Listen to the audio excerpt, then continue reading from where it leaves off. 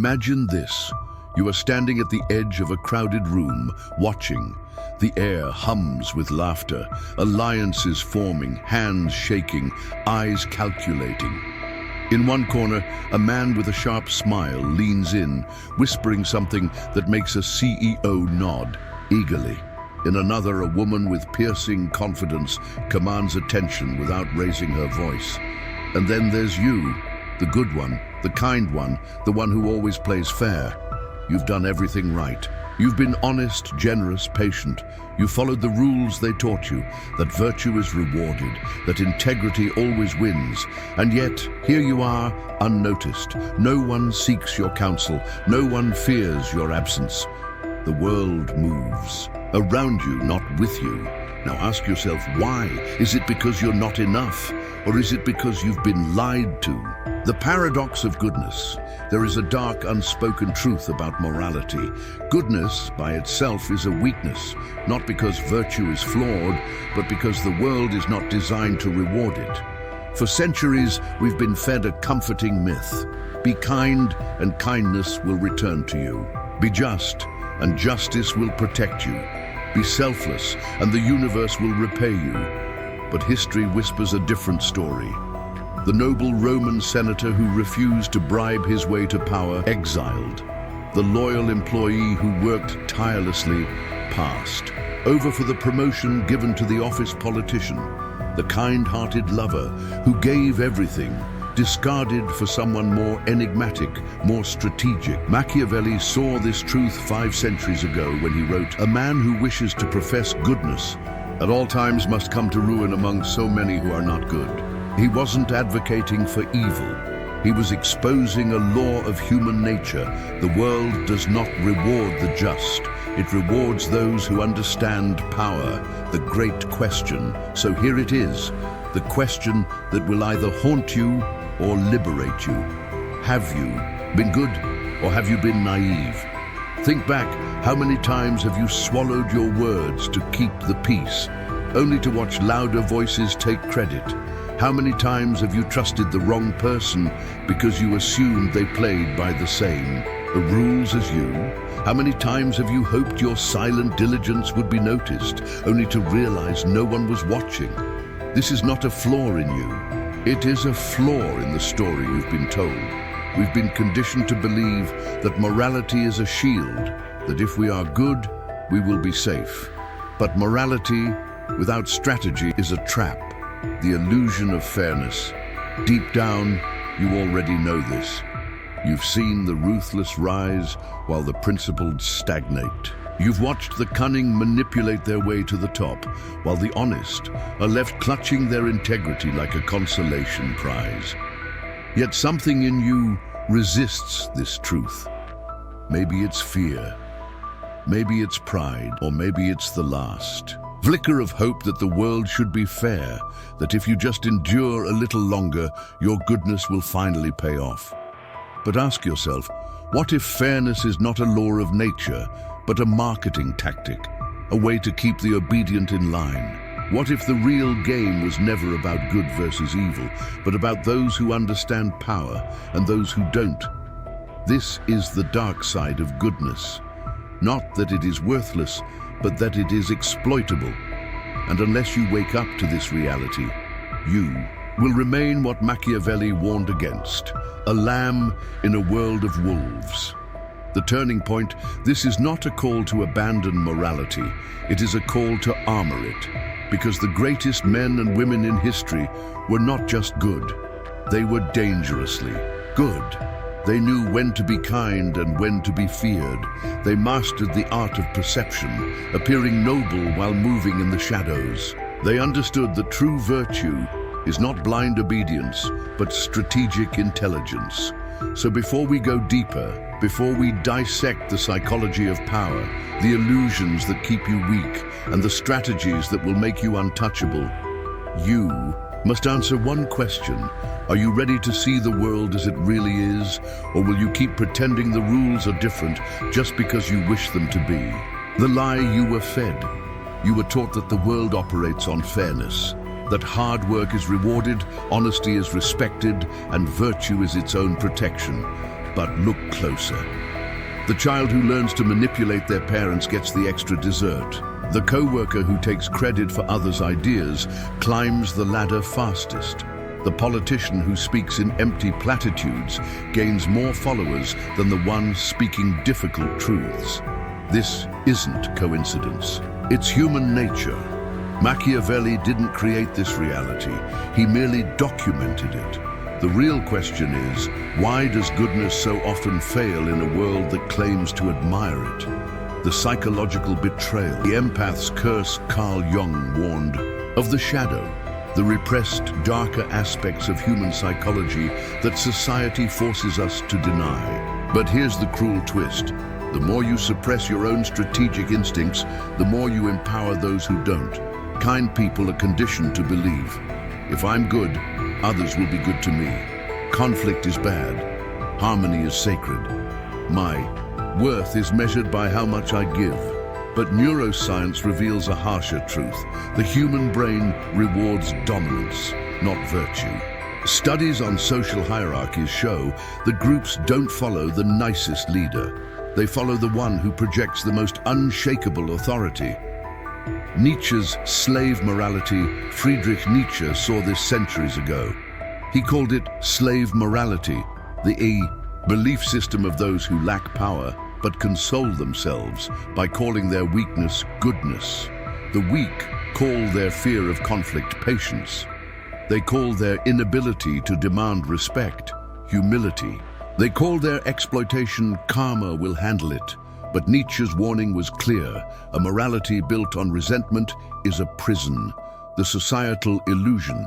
The theater of virtue. Jean-Paul Sartre exposed the performative nature of morality with his concept of bad faith, the lies we tell ourselves to avoid facing uncomfortable truths. Modern society runs on this deception. Corporations preach ethics while exploiting workers. Leaders claim transparency while operating in shadows. People signal kindness on social media while ignoring suffering in real life. It's not that goodness doesn't exist. It's that true goodness is rare, while the appearance of it is a survival tactic. The bystander effect on a civilizational scale. Viktor Frankl, Holocaust survivor and psychologist, observed that evil thrives not just through the actions of the wicked, but through the inaction of the good. When you refuse to acknowledge the darker rules of human nature, you don't transcend them. You unwittingly enforce them. The deeper conditioning.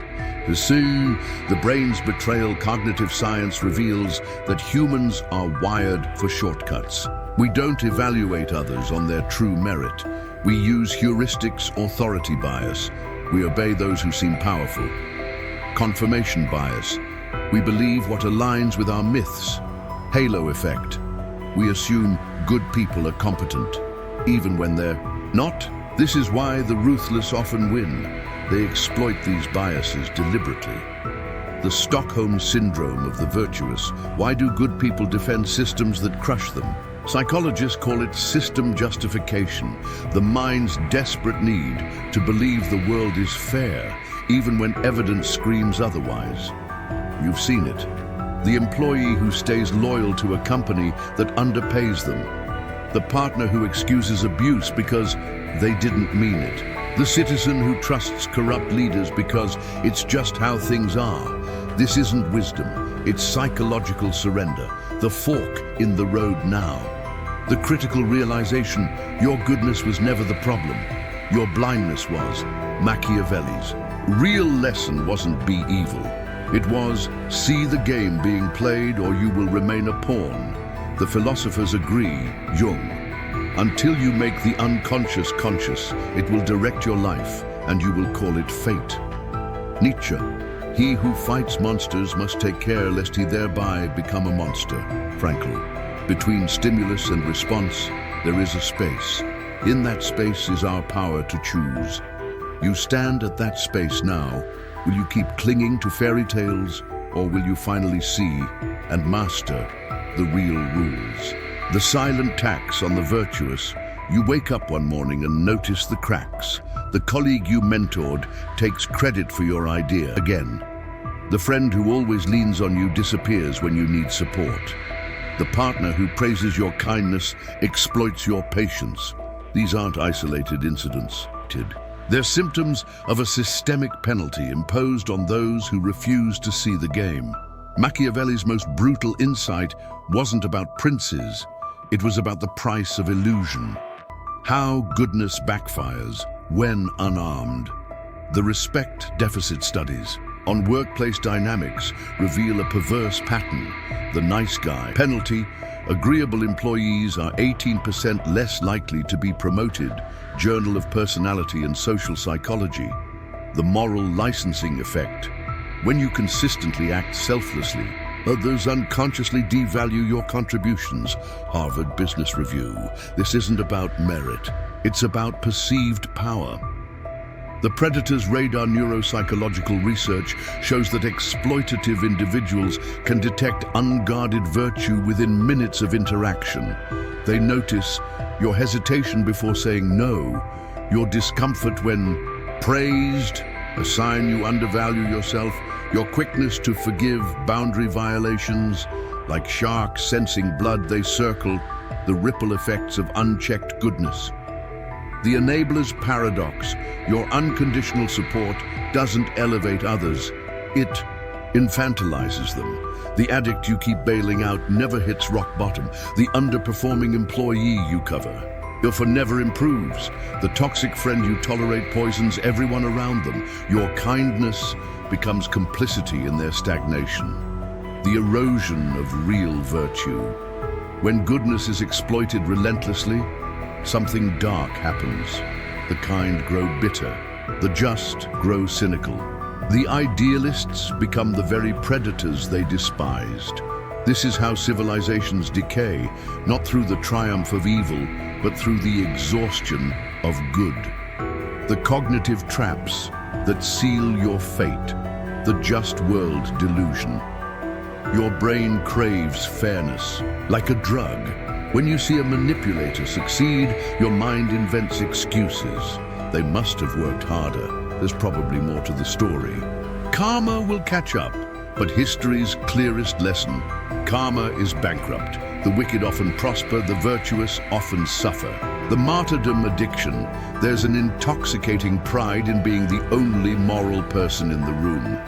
But examine that pride closely. Is it truly about integrity, or is it about avoiding the terrifying responsibility of power? Viktor Frankl's warning echoes. The gas chambers were built not by criminals, but by men who believed they were doing their duty. The point of no return: you're standing at the threshold of a revelation. Your goodness hasn't failed you. Your definition of goodness has failed reality.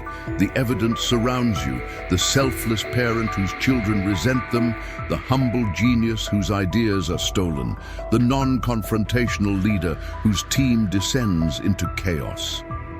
These aren't tragedies. They're predictable outcomes. The awakening: now comes the turning point, the moment you realize true morality isn't about avoiding power, it's about wielding it responsibly. Machiavelli's ghost whispers: a lion cannot protect the sheep if it thinks like a sheep. A surgeon cannot heal if she fears the scalpel. You cannot change what you refuse to understand. The choice ahead isn't between good and evil. It's between strategic virtue and virtuous victimhood. Which will you choose? The first rule of war: know what you're fighting. For years, you've been battling shadows, resenting manipulators, lamenting injustice, wondering why doing the right thing leaves you exhausted and empty. But the enemy was never them. The enemy is the lie you believed: that morality means surrender. Machiavelli's true rebellion begins here, not in becoming ruthless, but in becoming unbreakable.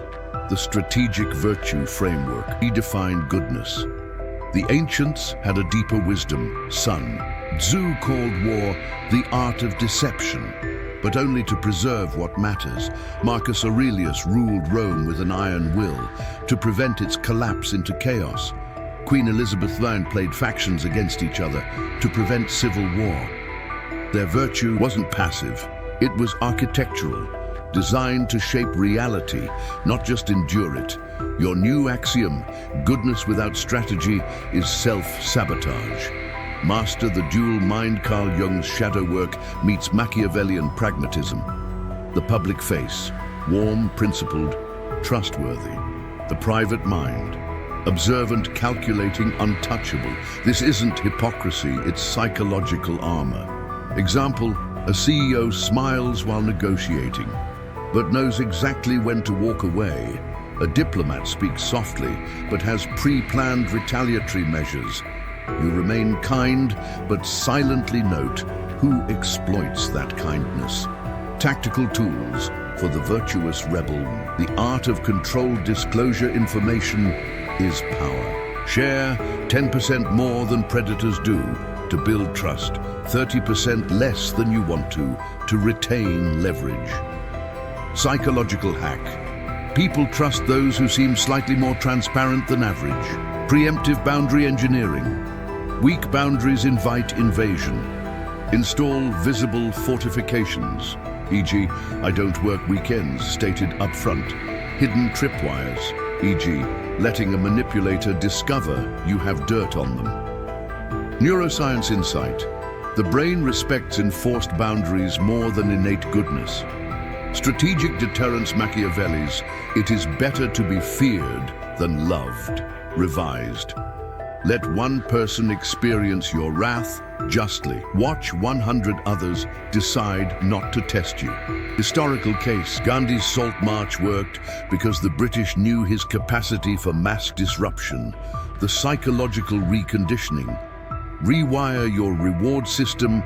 Your brain has been addicted to the dopamine of being seen as the good one, the serotonin of avoiding conflict. New reinforcement loop. The adrenaline of enforcing a boundary, the endorphins of seeing exploiters retreat. Cultivate holy indifference. Stoic meets strategic. Care deeply about principles, care nothing for others. Opinions of how you defend them. Meditation. What would I do if I weren't afraid of being misunderstood? Case studies in Virtuous Power 1. Nelson Mandela's prison calculus, 27 years, appearing powerless.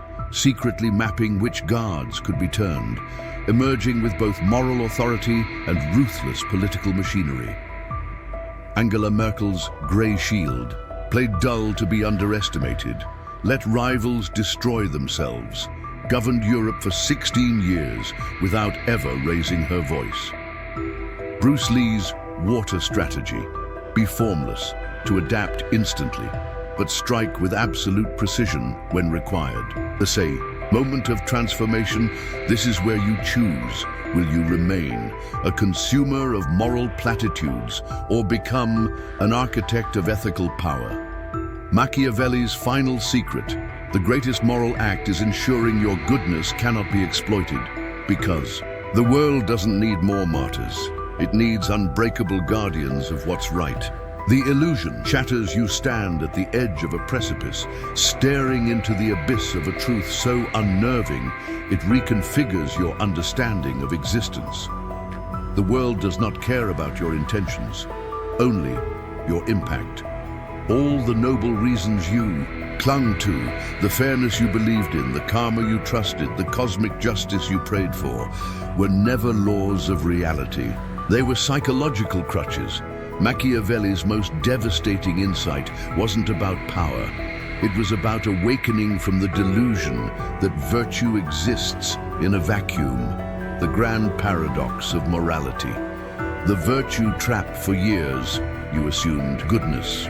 Weakness was a cynical lie. Kindness, exploitation was a jaded worldview. But the inverse is equally dangerous. Goodness, strength, is only true when strategically enforced. Kindness, power only works when backed by unassailable boundaries. This is the paradox. True morality requires understanding immorality so thoroughly that you can outmaneuver it without becoming it. The death of the martyr. Complex Viktor Frankl survived Auschwitz with a revelation. Everything can be taken from a man, but one thing: the last of the human freedoms, to choose one's attitude in any given set of circumstances. But here's what he didn't say. Freedom unchosen is slavery disguised as fate. Your martyrdom wasn't noble, it was a silent surrender to the predator's rules. The final realization. The chessboard revelation life is not a morality play. It's a game theory matrix. The saints who changed history, MLK, Mandela, Teresa, weren't just good. They were tactical geniuses. The villains who ruled empires, Stalin, Genghis, Nero, didn't win because evil triumphs. They won because one out-strategized them, your epiphany. The universe rewards neither good nor evil. It rewards understanding the game. The antidote to naivety, Nietzsche's Übermensch, wasn't a brute. It was someone who saw reality without illusions, created meaning without dogma, wielded power without guilt. Your version? See manipulation without becoming manipulative. Understand cruelty without being cruel. Command respect without demanding it. The ultimate equation. Strategic goodness. You virtue X power. Visibility. Virtue. Your uncompromising core. Power. Your capacity to enforce boundaries. Visibility. The precision with which you reveal either fail this equation and you become virtue, a power. A victim, exploited. Power. Virtue. A tyrant, feared but alone.